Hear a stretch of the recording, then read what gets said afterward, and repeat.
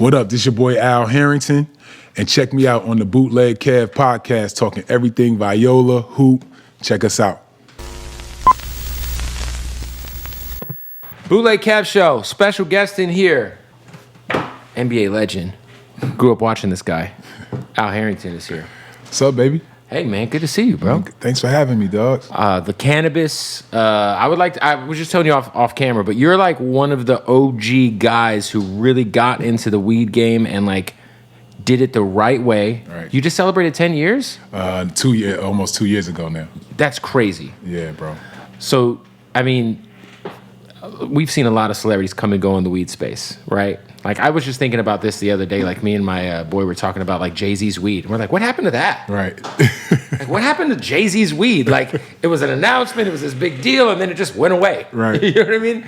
But, like, I feel like you've done such a great job of just, like, diving in, obviously, being a smoker, coming from the background you come from. Like, for you, like, how does it feel to kind of look back? Has your weed career almost matched your NBA career years-wise? Almost, bro. Almost. I'm at 12 in the weed game, and I played 16. Wow. So I'm getting close. But I think the first thing is like, I never considered my brand a celebrity brand. Right. You know what I'm saying? No, that's what's crazy is you kind of had to do a little diving in to be like, oh, Al Harrington's behind this. Yeah, it was never that was never the intention. Right. The intention was always about my grandmother and really about just, the benefits and changing the stigma around cannabis. Is Viola your grandma's name? Viola's my grandmother's name. Okay. So that makes sense. Okay. Yeah. So the story goes pretty much, she had come to see me play.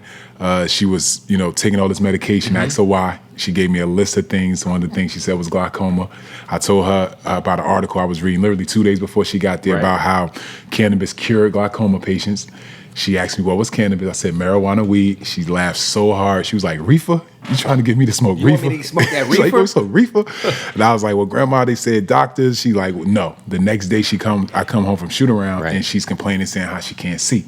So I said, look, just try it. This will be our secret. I won't tell nobody. This will be me and you. Just you and me, grandma. You know what I'm saying? I had my boy go to the dispensary, bought some Vietnam Kush, was a strain that we bought back.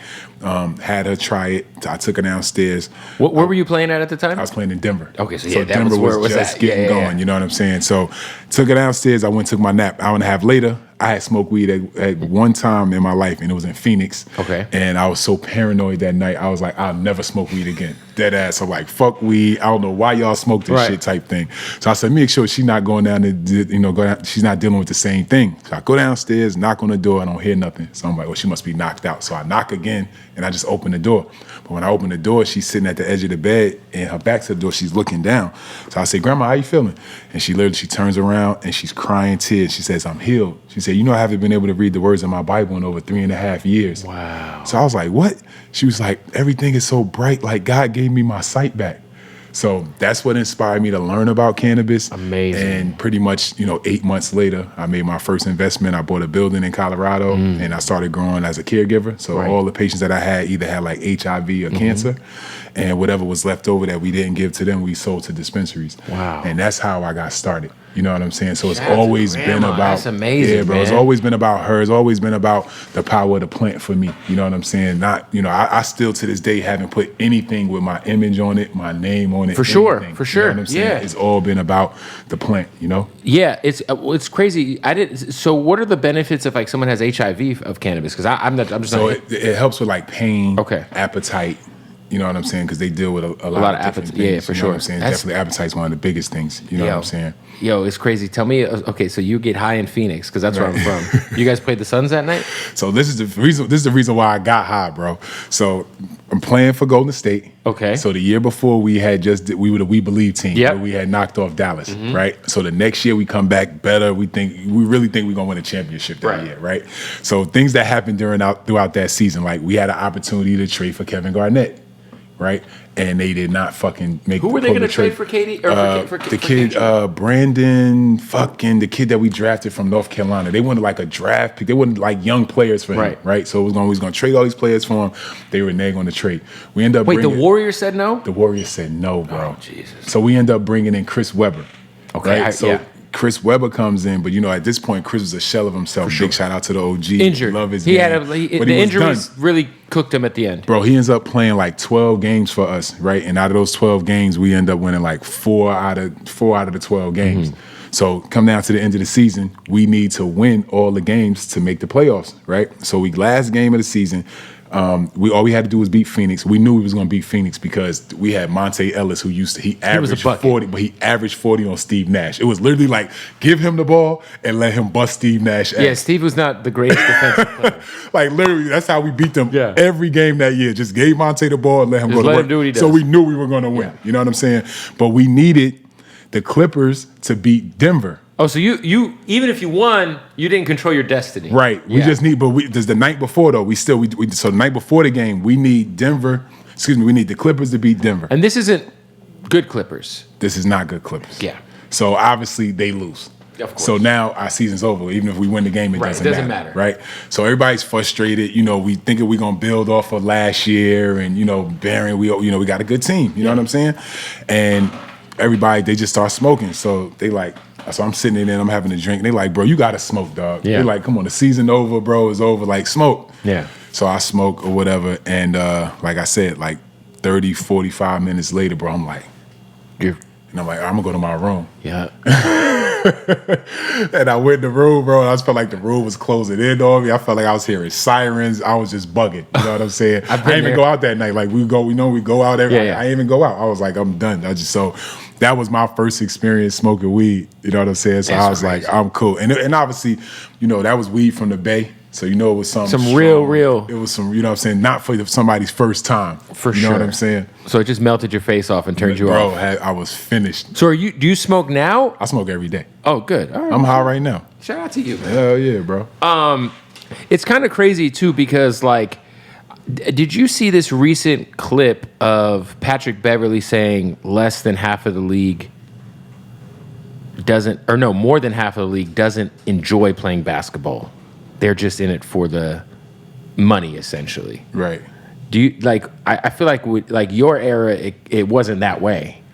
I don't know. And also, do you did you see the clip? I saw it. What do you think about that? I think when you look at what's going on, you kind of believe it, right? The reason why I say that is just because the fact that they take all these rest days, just to your point, our era, bro, like every game meant something, right? Every fucking game meant something. Right. You understand what I'm saying? Like our mindsets was like every game determined playoff seeding, all kind of stuff, right? What kind of contract you might get. Like now guys get paid when they're hurt.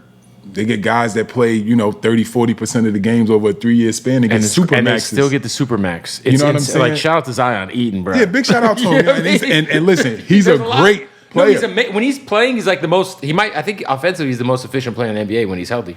I think 2 years ago he was the most efficient. Bull in China shot, bro. Can't guard him. Oh, it's crazy. Got guys literally won't play in the game. Like you said, people will have literally, you've been in the league for 4 years and you played 30 or 40% of your games and they maxed you out.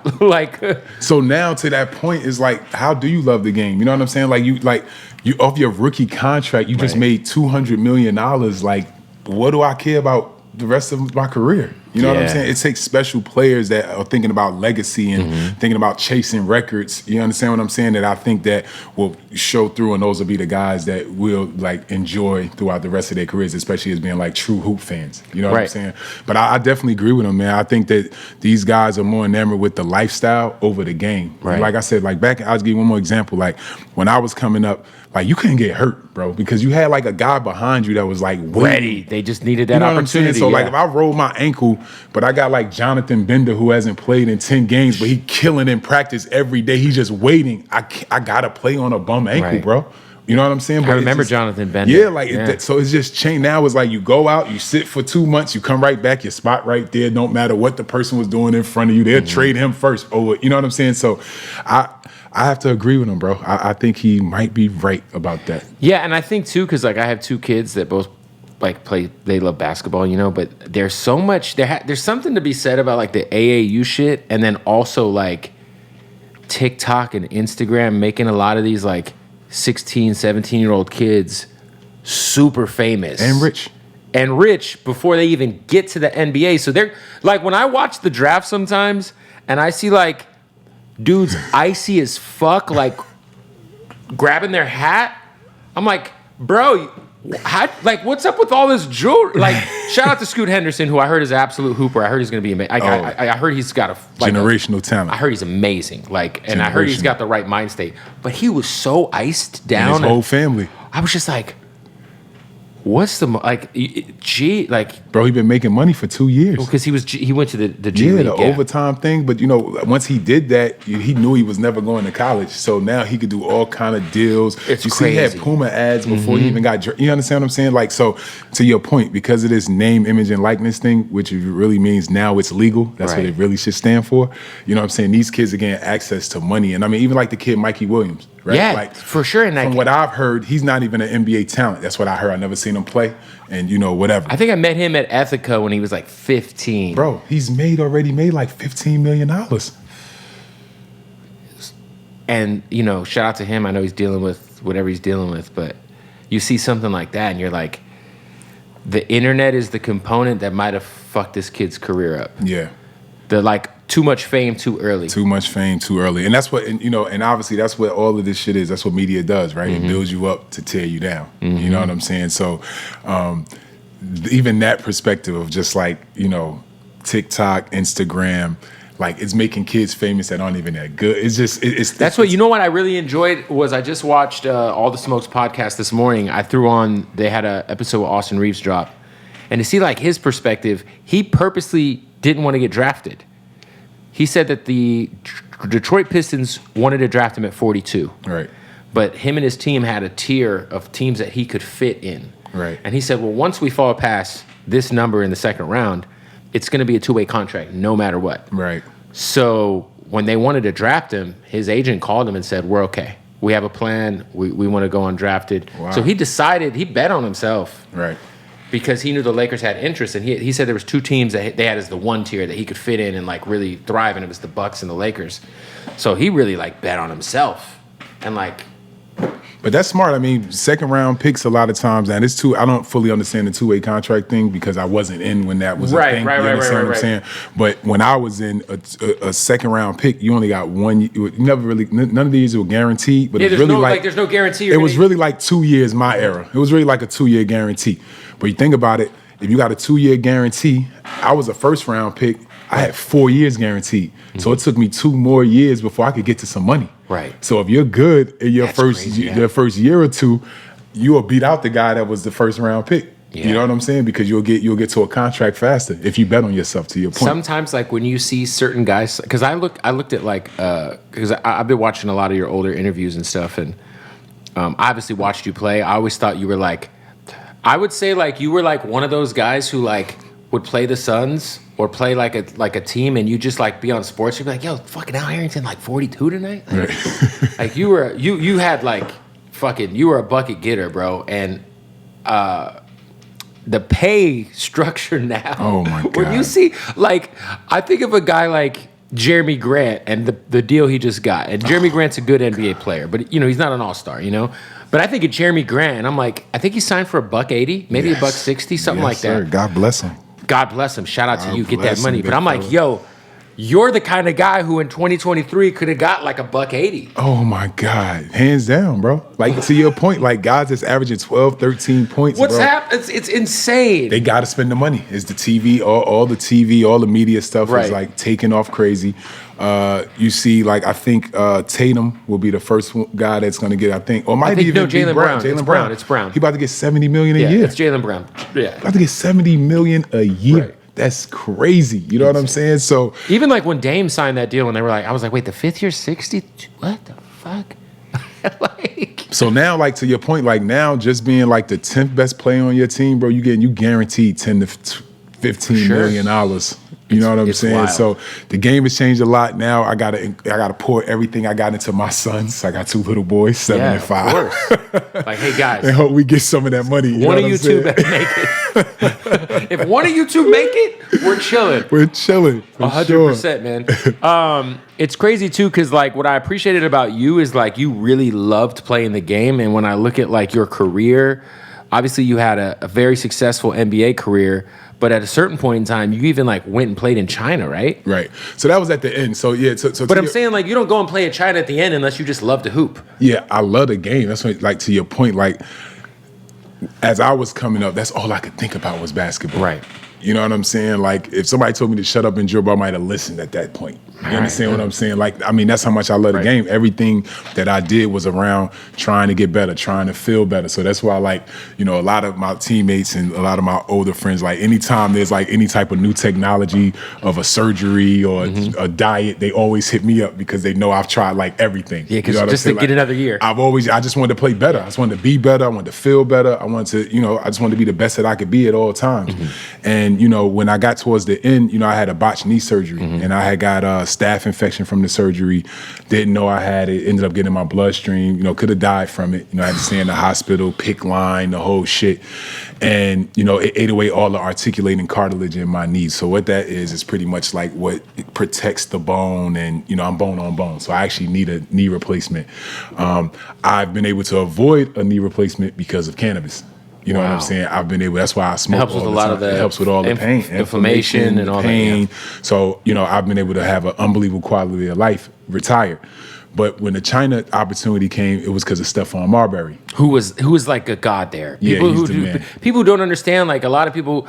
By the way, go watch his documentary. I bought it. Stephon Marbury is one of my favorite NBA players ever. When I was a kid. I was so happy when the Suns traded for him. I was very excited. But yeah, in China, I think they have a statue. They got a statue of him in Beijing, of all places. Yeah, you know what I'm saying. And you know, he called me and he was like, "Are you done?"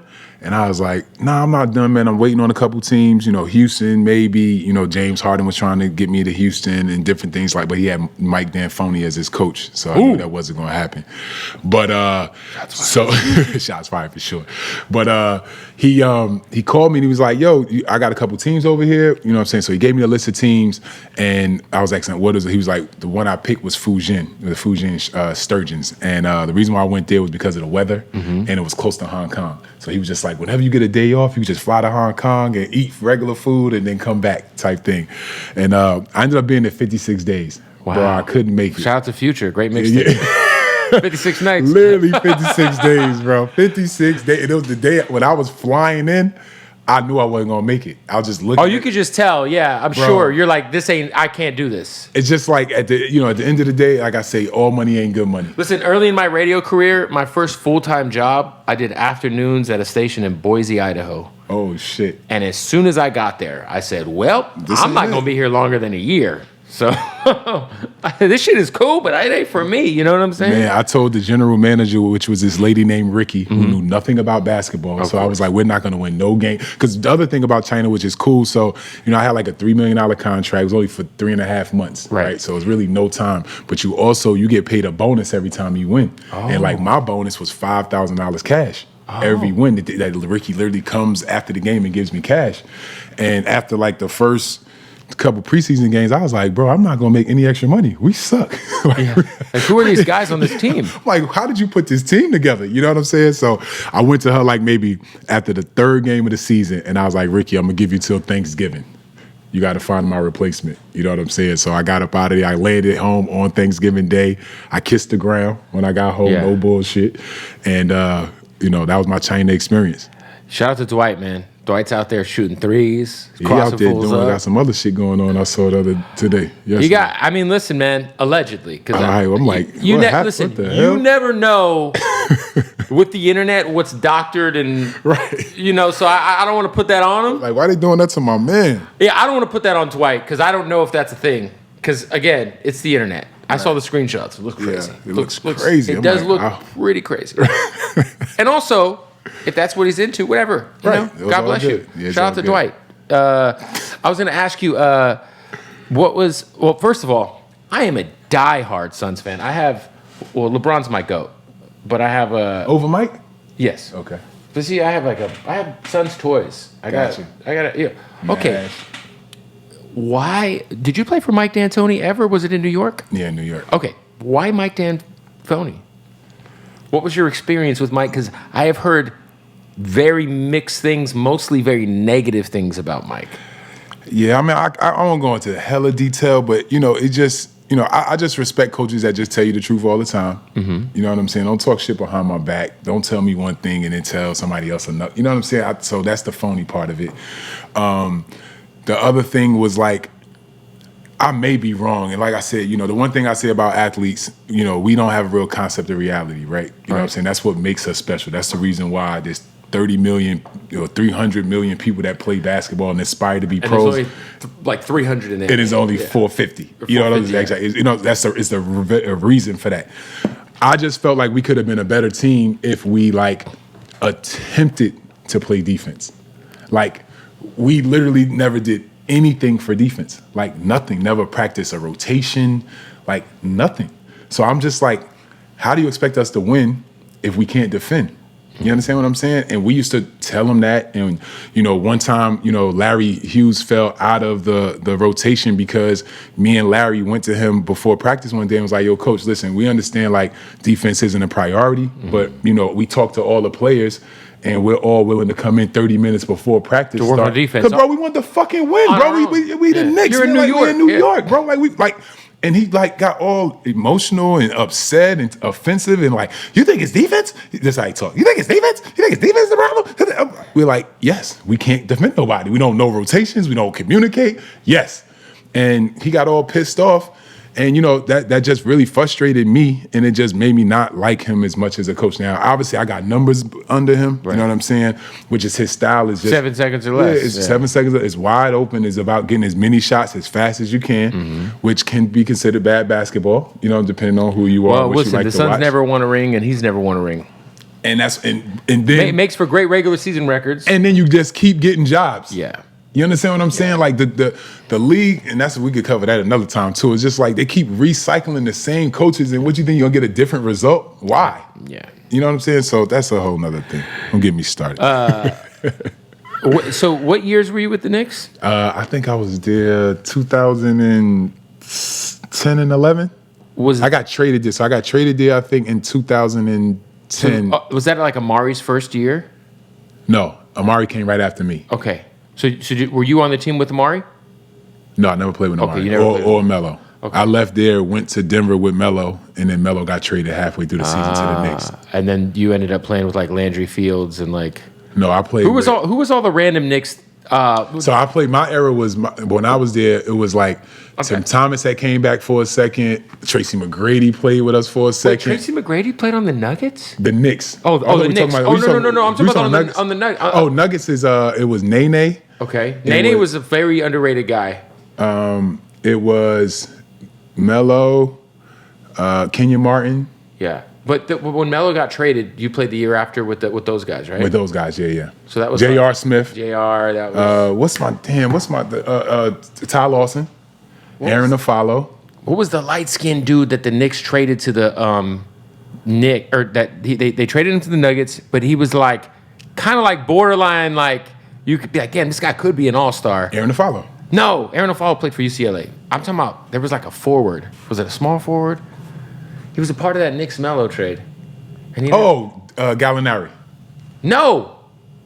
Fuck. That's who came. Wilson Chandler. Oh, okay. That's what I'm thinking of. Oh, okay. All right. You said the name. Yeah, that's my dog. Yeah, shout out to Wilson Chandler. Yeah, big shout out to Wilson, bro. What would you consider because you've been a part of some dope teams. Obviously, shout out to the Pacers. I feel like the Pacers were like one of those teams that when I think of the best teams that never got a ring, I think of the Pacers. I think of the Suns. I think of a couple versions of the Suns. Fuck my life. And then I just, but the Pacers, I feel like legit were like talently, if you look at the roster, like 1 through 8 or 9, like the best team in the league a couple of years in a row. Yeah, man. When I first came in the league, it was the year after, Mike did the push off to Reggie and hit the shot, to win that series. So, they were so mad. They were licking their wounds. They thought that, we would win it the next year. No bullshit. So it was a lockout year when I came in. So they were so focused that they had training camp. Training camp started when training camp was supposed to start. because Reggie was like, so whenever the season do start, we'll be in better shape than anybody. So we literally, they had us all there. Everybody was there except for, I think, Jalen Rose and Dale Davis, but everybody to a man was there. Was Rick Smits on that team? Rick Smits was on the team too. Yeah. So, bro, we there doing all, and he was in and out of the practice during that time because he had bad feet. So we worked our ass off up until like maybe Thanksgiving, and then we're like, well, look like shit ain't about to happen. And remember, it didn't start until like January of the next year or whatever. But at that time, the league was all about vets. So it was like who had the best vets at that time. You know what I'm saying? And we just ran into the Knicks, and Larry Johnson had that 4-point play on us. That 4-point play was crazy. You know what I'm saying? And that pretty much knocks us out the box, takes our momentum away. But then the next year, man, we get to the finals. You know what I'm saying? We get to the finals, but we ran into a fucking unbelievable Kobe Bean Bryant and fucking Shaq that you can't do nothing with. You know what I'm saying? And even I'm gonna tell you this funny thing about that series. We thought we had a series-altering moment when Jalen Rose stepped under Kobe and made him roll his ankle. You guys were like, you guys were kind of excited, like, hey, we got a chance. Bro, this was old school basketball. Yeah, you're bro. like, that's right. Go sit your bitch ass down. Yes, all that, that was, like everybody in the locker room, like, yes, we got this motherfucker out type shit. And fucking Kobe plays the next game. Taped his shit up. Kept it moving. And not only kept it moving, he had like 36 or something. Would you like, was that an on purpose thing? You'll see guys always try to slide under the landing spot. Well, J. Rose said it. I mean, I think he's said it himself. He did it on purpose. Yeah. He stepped let's get him out of underneath here. Yeah, like, you don't know that you're going to make him roll his ankle, but you hope something happen. Yeah. You know what I'm saying? And like I said, during that time, it was no holds bars. It was just like survival of the fittest. You know what I'm saying? So, yeah, I would say that it was done on purpose. I'm assuming throughout that series, you had to have like eventually kind of ended up on Shaq by accident. Maybe there was a switch I was or something. hurt. I was about to have back surgery. Did you ever like? I guarded Shaq though. What was it like guarding? Because they always say he's the most dominant player of all time, and peak Shaq, I just I don't know what you can do really. Bro, you pray. So when he was in Phoenix, the big cactus. Bro, he was rolling down the lane. And I rotated over to take a charge. Oh. And when I got there, he's heavy I had already made the commitment. And I just closed my eyes and I said, God, please. And he hit me and fell on top of me, but, it just didn't hurt. I was like surprised, like boom. And I opened my eyes and he looking right at me. He was like, you lucky you from Jersey. Other than that, I would have killed you. He like looking dead on top of me like, you lucky you from Jersey. I was like, thank you, big fella.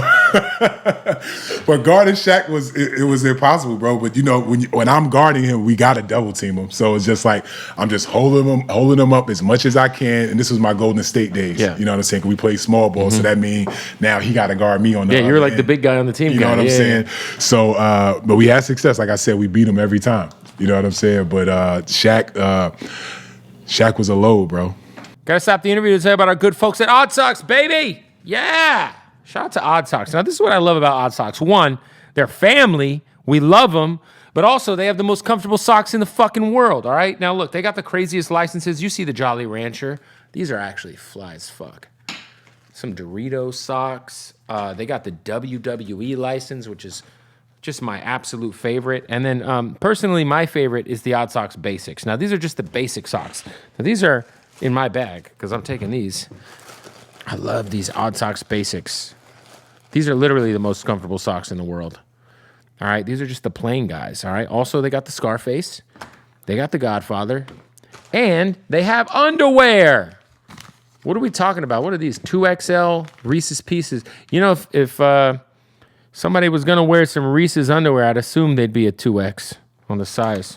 Shout out to the Ghostbusters. Look. So much going on at Odd Socks. What you got to do is go to oddsocksofficial.com, use that promo code Bootleg, and you will save 20% off at checkout, all right? It don't matter what you're into. They got all the licenses, Coca-Cola. You could be a Pepsi guy instead. They got both. You know what I'm saying? You're into maybe some anime. They got all the anime licenses. They got Naruto. They also got, they just rolled out the new Power Rangers, Transformers, all that. oddsocksofficial.com. Use the promo code Bootleg. Save 20% off right now. Oh, my goodness. Let me tell you something. The best part about my bookie is Not only is it the best sports book, period. I mean, look, we're in the middle of baseball season, and baseball season is big money season.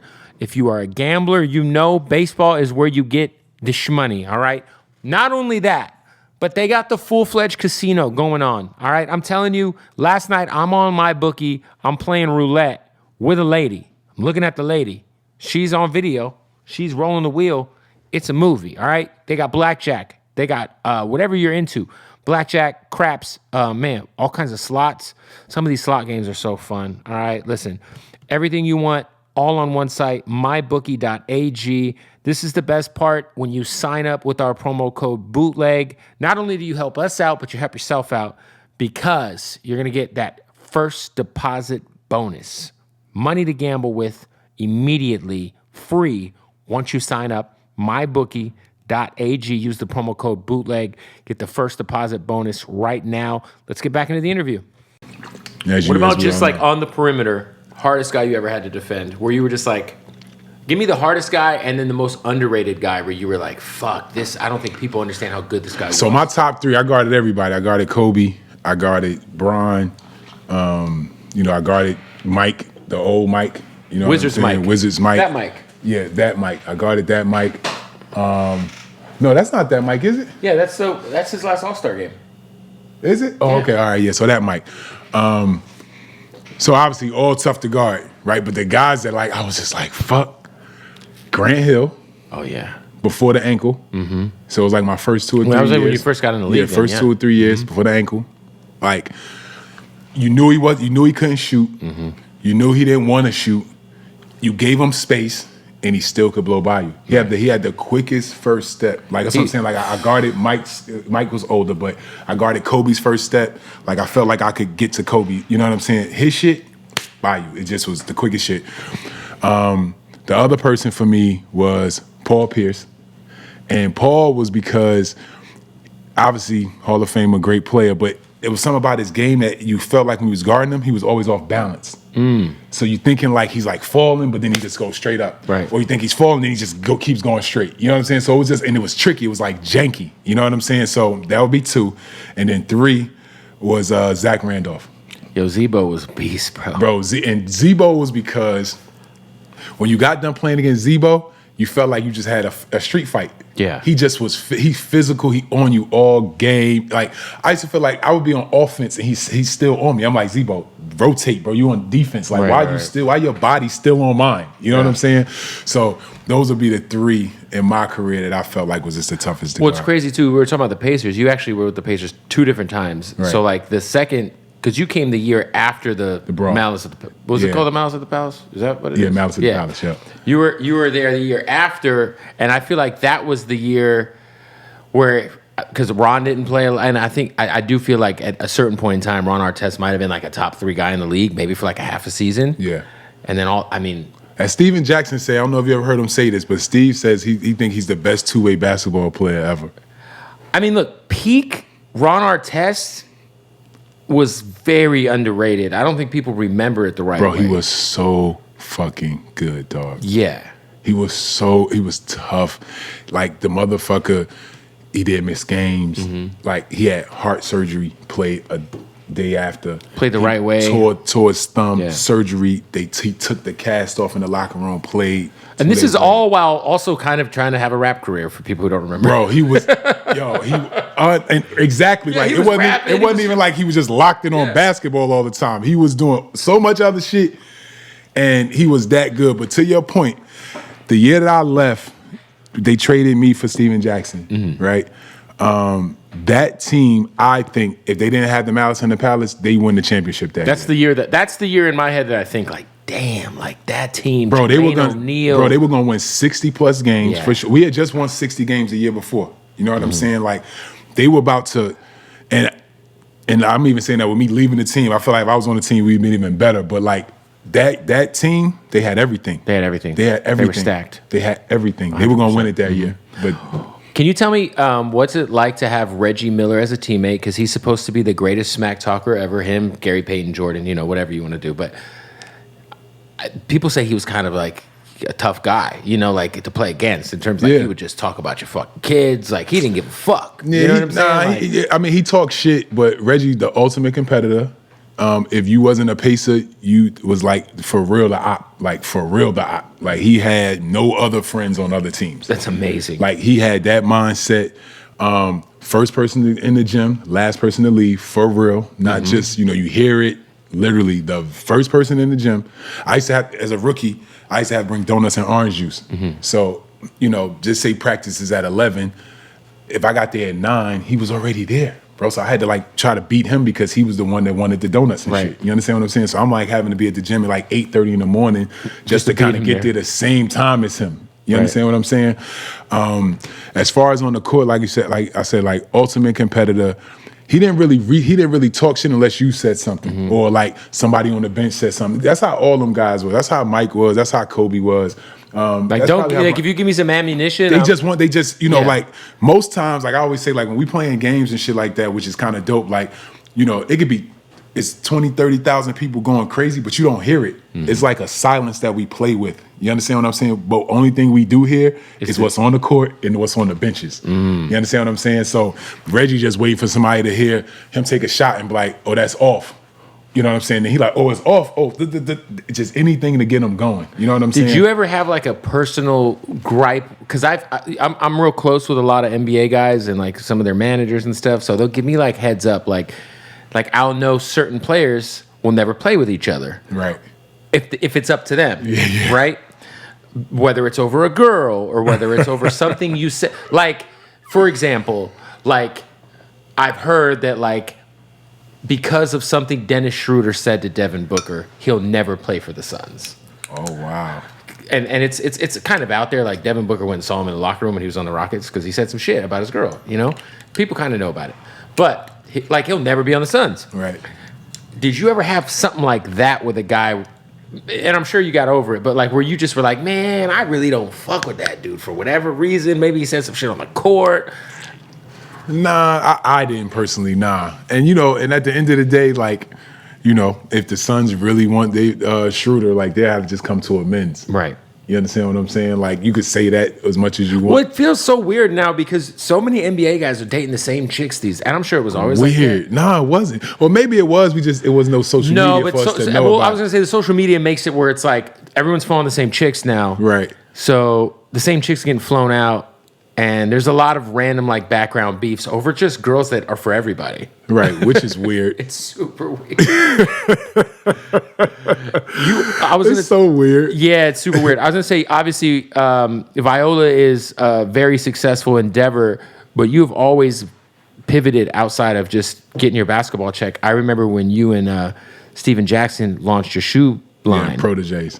And the whole point of it was like to provide like a very affordable shoe, right? Like for kids to wear. Yeah, man. I just, I think that like even when you make it, like you can't forget where you come from, right? And I just thought about like when I was a kid, I love Michael Jordan, right? But I couldn't afford to spend $100 and something for Jordans, right? Right. And at the time, Patrick Ewing had sneakers, right? That was like half the price. And Hakeem Olajuwon had the shoes at Walmart, the Spaldings. Yeah, Hakeem had some shoes too. So like I thought about that and like that I wore those and I felt empowered. I felt good. I felt dope showing up to school instead of like with Jeepers or shit that had no name on it. Right. And like especially where I come from, and I think where a lot of us come from, like you get empowered by what you wear. You know what I'm saying? Your appearance. And it gives you more confidence and different things like that. So I was just thinking about that, and then Stephon Marbury once again, and Steph is like a big brother to me. You know what I'm saying? And he's always. I tell people a lot of times, like a lot of the swag I got from Steph. Yeah. You know what I'm saying? From early, he during that lockout I was telling you about, he let me come stay with him for 2 months, and I watched him lift weights and hoop every day, and he showed me a lot of like, what it takes to really survive and if you want to be good, So his shoe had came out. The deal fell through with Stephen Barry. They did some bullshit and undersold the shoe for him and different things like that. And, he decided to go to China and everything. So I was like, it's still a void here. Yeah. You know what I'm saying? And, me, Stack, and Fat Joe, actually. Fat Joe was also a part of it. He had a shoe too. And, those two are my brothers. They support, all the endeavors. And, I just wanted to make something that, kids could wear because, they just, unfortunately, everybody can't afford LeBrons and Jordans and everything. So if other NBA players can come together and create a shoe, you know what I'm saying, that they could feel good about wearing, you know, there's more of them than the others. You understand what I'm saying? So it was a huge success until, you know, once again, a bad partnership. You know, one of the things I learned in business is you got to know who you're getting in business with. You know what I'm saying? So I feel like if I didn't have a bad partnership, I think it would probably still be, you know, in where we was at, Kmart, you know, today. Yeah, I remember it was Kmart, yeah. Yo, you got to have a pretty crazy collection of, like, PE's shoes in terms of just player exclusives. What is, like, your most coveted pair of kicks where you're like, yo, if I put these on StockX, worst comes to worst, I could pull a little something. So I'm gonna be honest, bro. I haven't seen my shoes in probably about storage. They're in storage. But I haven't been to the storage in 10 years. Wait, you had a bunch of shoes and some of them I probably fell apart. Yeah, they probably. That's why I haven't went. Did you get any of like the Terror Squad Air Forces? I got the Terror Squads, but they got some new ones coming. Fat Joe just called me the other day. He gonna send me the new ones. Okay. But yeah, I had the patent leather ones with the red TS on them or whatever. Then I think I had a pair with the black TS on them as well. But yeah, I had those. What are some of like the dopest PEs that like?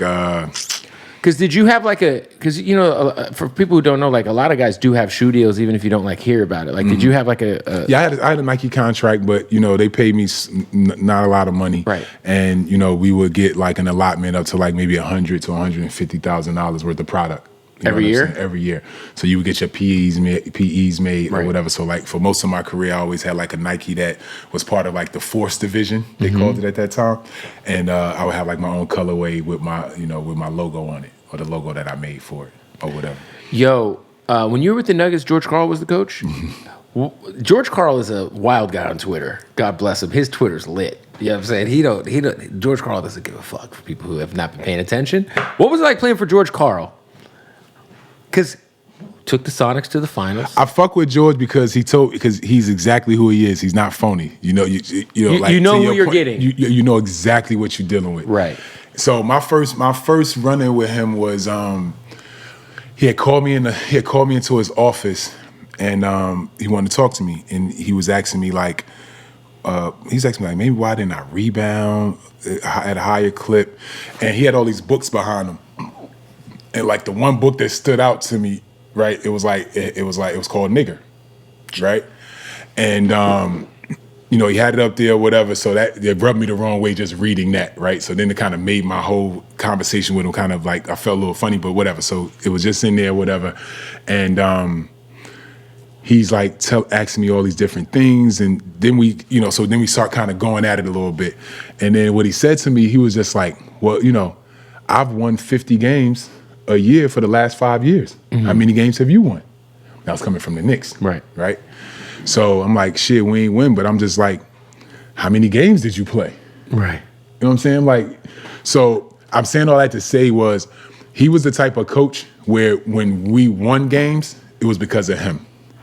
When we lost games, it was because of the players. It was because of the players. He didn't take any accountability. You know what I mean? None. Right. You know what I'm saying? Like, that was the type of coach he was. And even through all of that, bro, like, he's actually a friend of mine. Like, I actually still like him. Did you guys ever talk about the book? Never got a chance to talk about the book. I thought it was very interesting that he had it in there like that. And I don't know what it was about, but it was, you know, I never. Yeah, as soon as I'm leaving his office, I'm like, what is this book? Yeah, I know I should Let me see the context but I was of this already book, mad. because then we might really have an interesting conversation. Like, I was already mad at it. I even think about like looking to see what the book said. But for the most part, like I like George. You know, I mean, he had his run-ins with all of us at some point. But you know, I think that his intentions was always to win. You know what I'm saying? That's what we're all there for. You know what I'm saying? And you know, I would say he was a teacher of the game. Yeah. You know what I'm saying? He taught. You played really good in Denver too. Yeah, that's what. And like so the first year was that year. Then the next year when Melo left, that's when me and him actually became really cool. Right. You know what I'm saying? Was that next year was when we started to gel or whatever. And you know, like I said, you know, if George calls me and say let's go to lunch or dinner, I'll go. Okay, so we got Allen Iverson in the weed game finally. Finally. You got the Iverson here. Yes, sir. I kind of saw you a little bit of you guys talking about you kind of, you know, reaching out to him to do this. Talk about like for you, because I can't think of another player who I'd like to see have a strain than AI. You know what I'm saying? Right. For you though, like, were you and Al always close throughout your playing years, or was it something where like you guys got closer after? So I would definitely say we got closer after, but whenever we saw each other, it was always love. And obviously seeing each other off the court, a lot of times it was in like clubs and shit like that. So you kick it. You have have some drinks, talk about whatever was going on, and kind of go from there. But I think that the one thing that I will say is like with Chuck was that when he came in, he really revolutionized the game. 100%. To your point, right? And because you came in, he was what, 2 years in when you got drafted, or was it 3? Like he came in with 96. Right? 96, I came in 98. Yeah. So 2 years in. And at that point, bro, he was just changing the game. The jewelry, the tattoos, the braids, the clothes. Made people buy Reeboks again. The cars. For sure. You know what I'm saying? Like when we would play against them, we all would be sitting on the bus waiting to go down the ramp to see what car Allen Iverson drove that day. You know what I'm saying? Like he was like showing us like how you really want to live. Like, like when I came in, I'll say like, the vets was, they were all vets, so they would, they were wearing suits. Was Chris Mullin on the team? Chris Mullin was on the team. Shout out to Chris Mullin. So they driving, they got like one car. Yeah. You know what I'm saying? They were just different. Conservative guys. Yeah, conservative, and they weren't making as much money either. You know what I'm saying? Fair so it kind of made sense. But so that was the kind of the way that they saw the world. So when they talking to me as a young guy, that's how they seeing the world. That's how they telling me. And then Allen Iverson, and it's like, well, shit. I'd rather ball like that. Did a lot of the veterans like in the league not like him because of that energy he was bringing? I don't think so. I mean, I never heard nobody say that they didn't like him. I was just because I feel like you said, like back then it was a different league. It was very like shit. A lot of the great players played a very long time, and they were. I think the vets, they more would talk shit around the contracts, not your personal life or like what you did or how you drove, how you dressed. Right. It'll be more like, this motherfucker's got $100 million. Right. This motherfucker's got $80 million. And you comparing the stats, and it's almost like how I could be. I could be and I'm not gonna say they were bitter, but I get it because they were literally making $1-2 million, and then now guys are making 12 or 15. Crazy. You know what I'm saying? And I could easily be like, oh, this guy making $30 million. Right. I've averaged more than that. Mm-hmm. That was more like the way that they would be talking. You know what I'm saying? But I think for the most part, everybody, I think you had to support AI because I think that the way he was doing it is the way you really want it to be. Yeah, for sure. He was like the first person that was really himself. Like I told you, the vets was telling me to fit into a box. Mm-hmm. Like, Al, you got to do this, you got to do that, you got to look this way, you got to walk this way, you got to eat this, you got to. And Allen came in and was like, fuck all that. I feel like it was like him and Steph. That's why I like Steph too, because Steph always had that chain with the S on it. He had one booming, and I used to. They were in competition with each other. They were. Them two. They definitely were. Because I remember they love each other, but they was in competition. I love both of them, but I would have my Reeboks, and the AN1s were more affordable. Shout out to AN1. Them OG AN1 shorts and T-shirts with the like guy holding the rim and shit on the back. Man, fucking AN1 was lit, man. Word. Now I think AN1's still the thing. I think it's at Walmart. No, it's coming back. Well, it's at Walmart, I think. Are they? But they definitely coming back. I'm seeing more ads. They're on like this thing called Clash TV in New York. Right. You know what I'm saying? They pushing. Hey, let's stop the interview real quick to tell you about our good folks at King Palm. That's right, man. Shout out to King Palm. We're talking about nothing but that organic, all right? That natural. Them leaves, all right? There's no tobacco involved, and they're so smooth when you smoke in them. I love King Palm. It's the only thing I'm smoking out of. Now, if you go to your local liquor store, you go to your local smoke shop, you can get King Palms. Of course, 7-Eleven's got the King Palms, and they have so many crazy flavors. Like, shout out to Sugar Sean, who's from Phoenix, Arizona, my hometown. He's got his own flavor. They just sent us these. Now, what's dope about King Palm is that they have the terpene-infused flavors. So at the end of the tip of these pre-rolls, right, you get the leaf, you squeeze the tip, that's what she said, and then you just get a burst of flavor. This is that honey mango, all right? Now, this is the most important part. This is absolutely natural, tobacco-free leaves, the cleanest way to smoke, all right? Trust me when I say it, man, we love King Palm over here. So many flavors. I mean, shout out to the grape, shout out to the honey mango. Shout out to the sugar punch right here. You know what I'm saying? Look, if you go to kingpalm.com right now, you can get hooked up with everything you need. at 50% off if you use the promo code Bootleg or Bootleg Kev. Try either one of those. I forget which one it is. It's Bootleg or it's Bootleg Kev.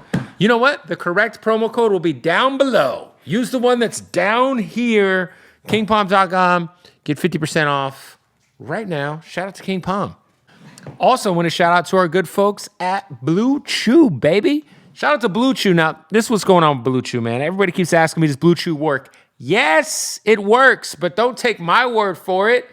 You're going to get a month for free when you go to BlueChew.com and you use the promo code BOOTLEG.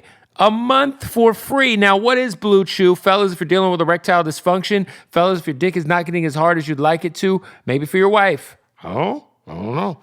Listen, all you got to do is go to BlueChew.com. It has the same active ingredients as Viagra and Cialis, but it's getting delivered to you in a chewable form right to your door in discreet packaging, and you do not have to go into a doctor's office to get Blue Chew.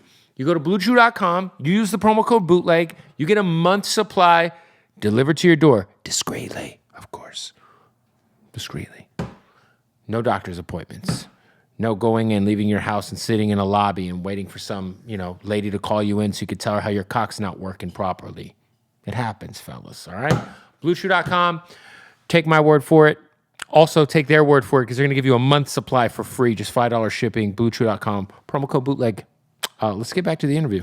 What was, again, Hooper, you love this shit. You did Big 3. Yep. I think Big 3 is super dope. I enjoy it. I think I wish the NBA would embrace it more because I do think it's like a really cool off-season thing. Right. Like what for you? What was it like being? Would you start season 2 of it? I did the first 2 seasons. First 2 seasons. So what was that like though? Just because there were some old heads out there. There were some younger dudes who couldn't get in the league. Like how serious was the competition level in the Big 3? So it was pretty serious because remember we all competitors. Right. And then in this environment, Amari was playing, I think. Yeah, but in this environment, you couldn't hide. Right. So I'll say this about my career, right? I feel like I could have been a lot better, right, if I got different opportunities, right? Especially when I was younger, right? Yeah, like maybe if you could end up on the Spurs or something. Yeah, or if I was maybe the second go-to guy on the team instead of the third or fourth. You understand what I'm saying? So now when you get to this 3-on-3 thing, it's like you can't duck. So it's like, and I'm using Amari as an example, even though we have no beef or nothing, but it's like, okay, when I played against Amari and the Suns, he was getting touches. I had to just more guard, and I just had to get my open threes. Right. But in this, Amari got to guard me now. One-on-ones. So now it's different. Yeah. And I'm going to bust your ass. And he wasn't the greatest defensive guy. No. We're just using him as an example. He did great, and I'm just using him as an example. No bullshit. I love Amari. But I'm just saying, I could go at him in this environment compared to during the season. I had to fit the mold and play the role because Barron, and I had to wait for Monte, and I had to wait for Stack Jack before I could get mine. Right. You understand what I'm saying? So that was the biggest thing that I think even Allen experienced immediately because it was like, he had been busting everybody's ass his whole career. Now he can't hide. He got to guard. So Allen only played 2 weeks. Yeah, I was going to say Allen did not. He stopped playing because he was like, I ain't gonna keep letting these dudes go at me. I can't. I'm not. Because everybody was going to him. Because honestly, I remember that was the big grab when they announced Big 3. Like, oh, AI. He was the face of it. Yeah, it was only him. For sure. He's the reason why Big 3 is Big 3. Now you got ISO Joe. Yeah, but it was AI. AI made the Big 3. He was the number one person. He was the lead person. Blah blah blah blah. But at the end of the day, in that environment, I killed. So we won the first year. We didn't lose a game. We went undefeated and won the first championship, the first year championship. And then the second year, we didn't play as well. We had Rashawn McCants came back as a character. I forgot about Rashawn McCants. Yeah, he came. But the first year, all I was telling everybody the whole shit, he's a fringe make a roster guy in the NBA. Yeah, but Cole and that we were Shaq and Kobe in the Big 3. That's why I kept calling us Shaq and Kobe because couldn't nobody guard us. we talked about some of the. What was your favorite coach you played for? Was it because you played for Larry Bird, right? Yeah, Larry. So Larry got mad at me from the day I met him. I had missed my flight for my press conference. Oh, so he just already was like. Yeah, being late is the worst thing you could do with him is being late. He does not play that shit.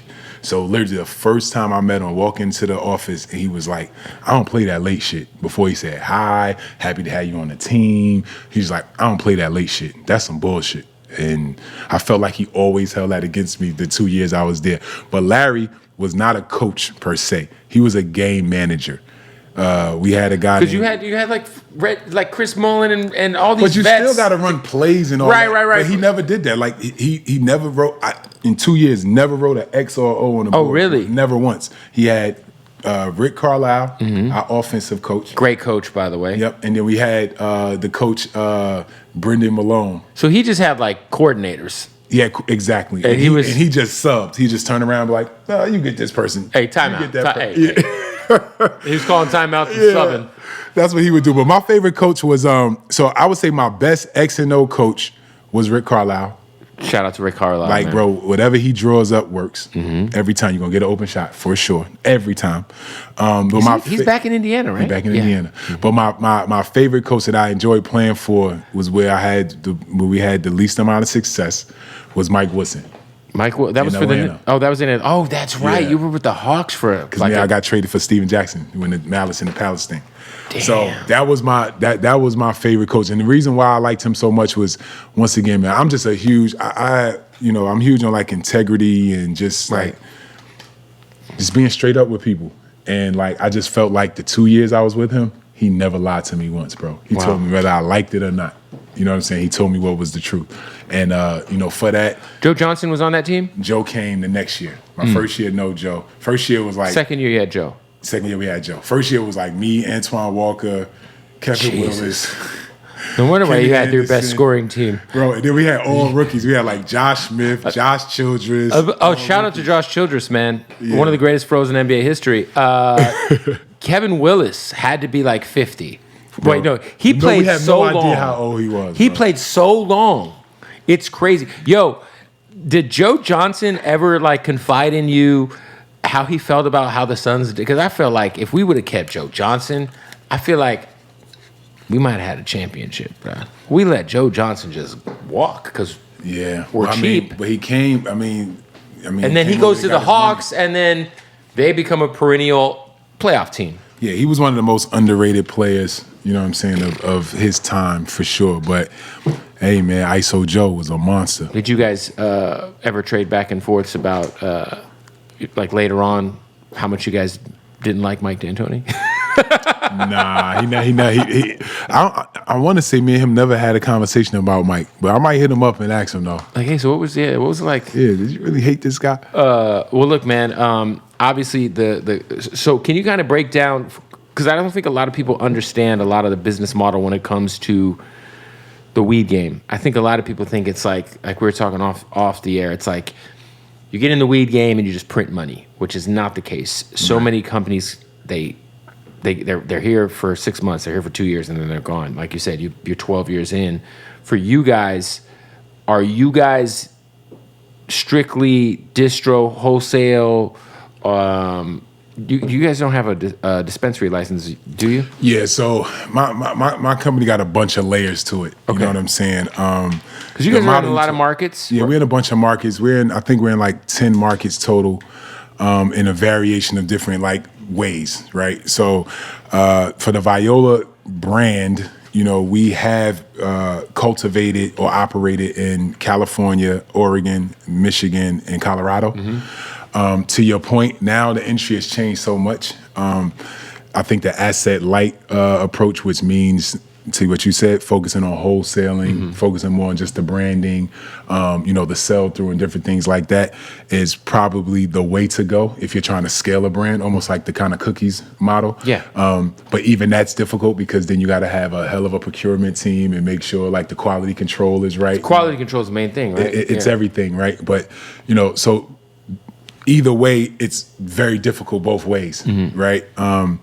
We also have started opening up some retail locations through a like sister company that we have called Village. So Viola owns a percentage of Village, and all of the Village locations are named Viola. So we have. So you guys do have storefronts. So we have two. We have two in Missouri. Okay. We have two in Illinois about to open up. We have one in Jersey. We're about to open. We're about to open one up in Maryland. We hope to get something going down in Florida. And then also New York. We're working on New York currently. Is it crazy for you to go to New York as a kid from the East Coast and see how open the weed? Like, have you been in New York City recently? Yes, of course. It is like the craziest shit I've ever seen. It's like people think like it's federal legalization. People think like California's like everyone's out here smoking weed. No, you go to New York and you're just walking in the park and there's a bunch of dudes with fold-up tables selling drugs. It's crazy. Near cops. Or you go to the store to buy a juice and a sandwich, and the guy behind the back, he's got all kind of weed and shrooms and shit. It's fucking wild. Yeah, New York and is it happened the Wild like Wild this. West. New York is definitely the Wild Wild West. They decriminalized, and everybody just is The taking NYPD advantage. just don't care. They're just like, hey, do your Hey, thing. at the end of the day, Which is it's good. prohibition, Which right? is great. Yeah, Which is sometimes great. you gotta take advantage It's of just wild moments. to see the like contrast. Yeah, it's crazy. You know, to your point, like I remember there was a point, like you said, you rolled through the city. I remember one time I had got some weed in New York and I was still playing, but it's the summertime, Yeah. and I got pulled over, and I had just picked up a couple ounces from somebody, and it would have my whole car stinking, and I was so scared. Yeah. And the cop took my stuff and everything, and I told him it was a new truck. That's why the plate was wrong, whatever. And he literally gave my license and insurance back and was like, "Stop smoking in the car." I hadn't even smoked. I was just, you know It what I'm was just saying? in the car. But he could have literally locked Right. me up for it. You know what I'm saying? To your point now, I could be blazing. He pulled me over, like, "What's up? You want to hit this?" You know what I'm saying? So it's definitely changed a lot. And I think that the New York program on the legal side is probably going to be one of the best in the industry, I think, because of the way that they are trying to make sure that legacy people that were disproportionately affected by the war on drugs of course. are like winners and that Yeah. are participating in the beginning and not in the later, like most states, because most states they give all these big companies this opportunity, then Right. they say, okay, now we're going to let the people that the poor people get in. And I always say, like, I use the comparison, it's like playing against the Warriors and spotting them 20-30 points and then saying go out and play. It's Which is impossible to win. literally what happened, yeah. You know what I'm saying? Yeah. So with New York, they're doing it, right totally. way. They're doing it the right way. They're rolling it out properly, and I'm excited for the New York market. I think it's going to be probably the biggest in the country. Did you ever have to dodge piss tests No, in the NBA? no, I didn't smoke until, like I told you, that Like one later on, time, yeah. and then my last year in the league, I was just using more CBD and Okay. stuff like that. I always wanted to keep my record clean just in Yeah. case, because they say they don't keep tabs on all that stuff, but they do. You know what I'm saying? And then you get like a stigma on you that's like kind of unfair. Because Totally then they talk unfair. about it on Sports Center. It's like, who cares? It's weed. It was like, weed, like, and especially now it is now okay. And then, they allowed it in the bubble out of nowhere. Right. You had one of your facilities be legally raided in Detroit, right? Correct. So can you give me a breakdown what happened there? Yeah, so pretty much, And how long ago was this? This was, I think, 6 years ago now. Okay.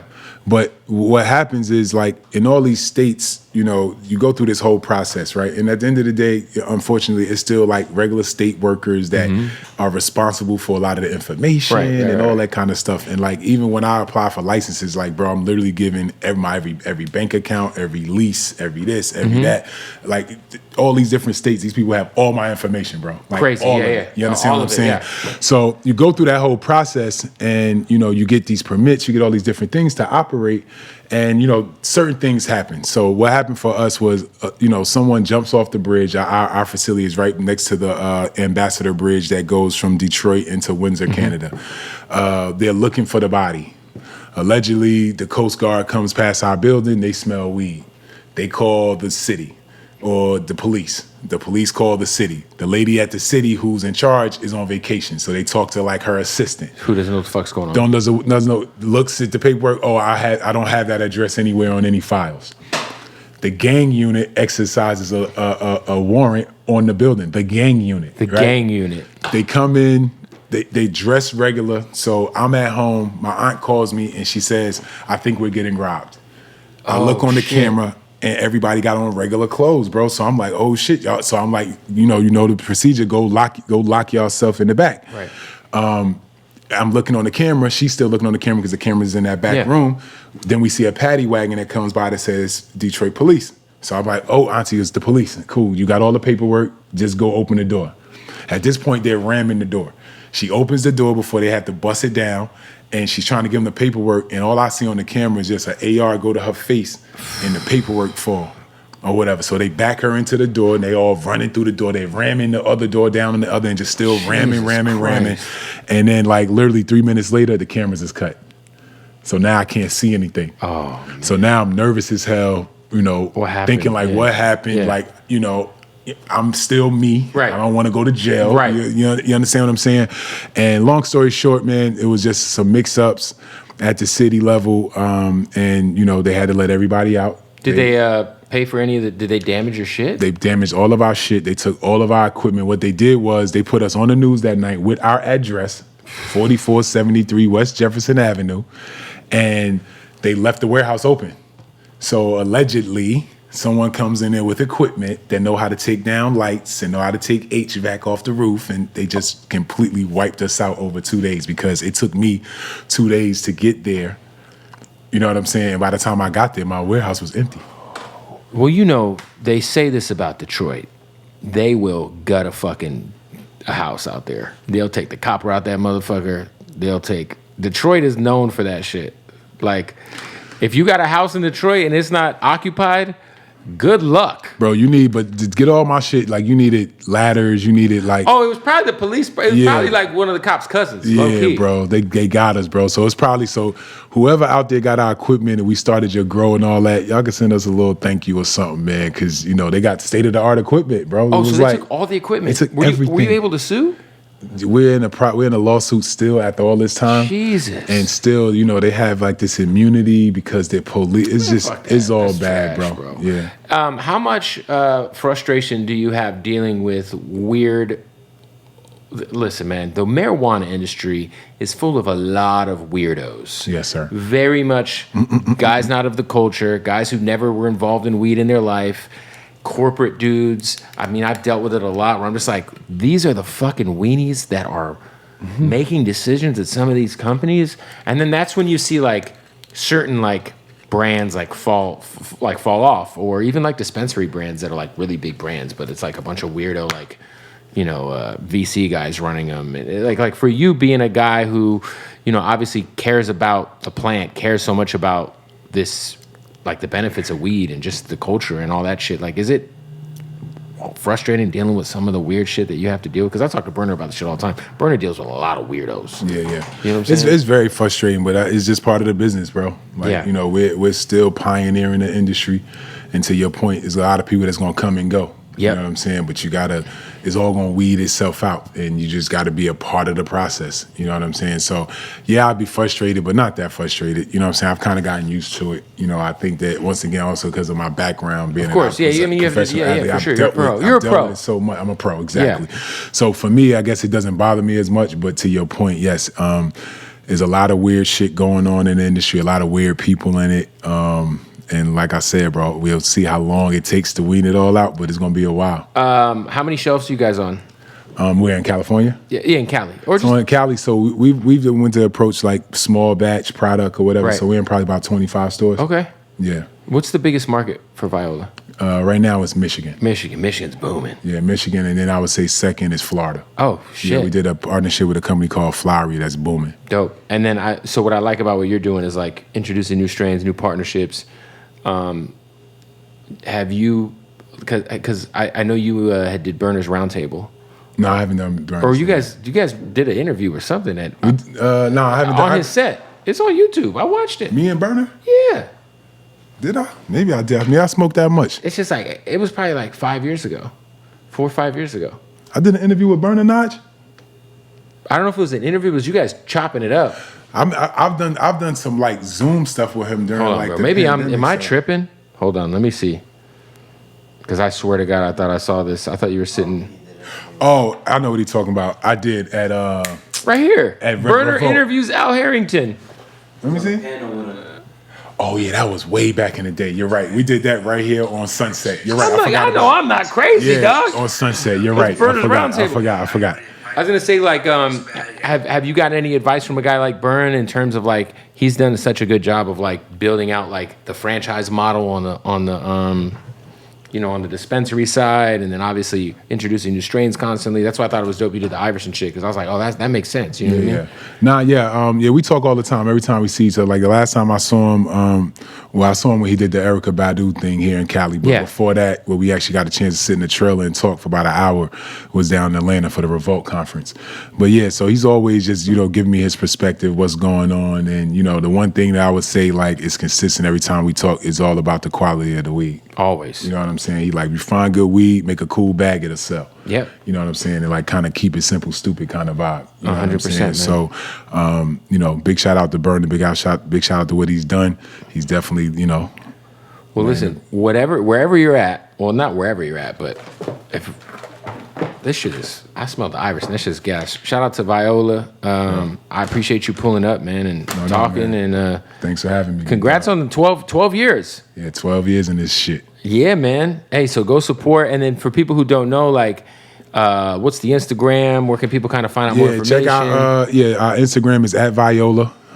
We also have some other tags outside of that, but go to @Viola first, it'll get you there.